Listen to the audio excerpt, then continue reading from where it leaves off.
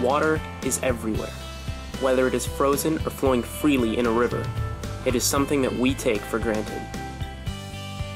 Today, 2.5 billion people, including almost 1 billion children, live without even basic sanitation. Every 20 seconds, a child dies as a result of poor sanitation. That's 1.5 million preventable deaths each year.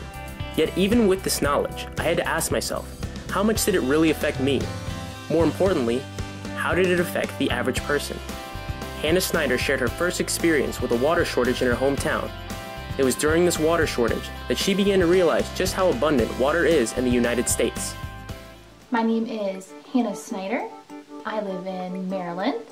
I am a college student. And my first experience with water shortage was a few years ago when the city, the main water pipe, it broke. And we were warned and advised to not drink the water, to be careful when we brush our teeth and when we take a shower. So I thought, no problem, I'll just go to the grocery store and pick up the gallon of waters and water bottles that I need to be able to brush my teeth and drink water. No big deal. It was at that moment that it dawned on me that the millions of people around the world don't have this convenience. I shared this story with my brother Ted, who then went on to tell me about his recent trip to Mexico. It was during this trip, he would later tell me, that he too came to realize the importance of water and how it links us all together. My name is Cadet Private Ted Vidal, part of the St. John's College High School Regiment. A few months back, I took a trip to Mexico.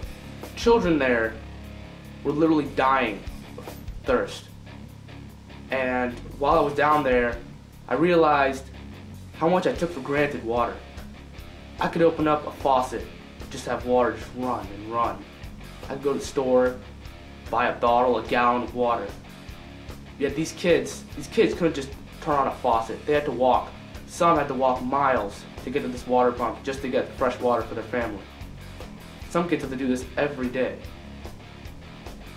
And I really want to help out the people out there who can't get fresh water as easily as me and my family can. In the end, it turns out that we all have something in common, a need for water. It might seem obvious at first, but until you find yourself without it, you'll never know how important it is in your daily life. Water is the building block of any civilization. Without water, there can be no art, no development. Without it, nothing is possible.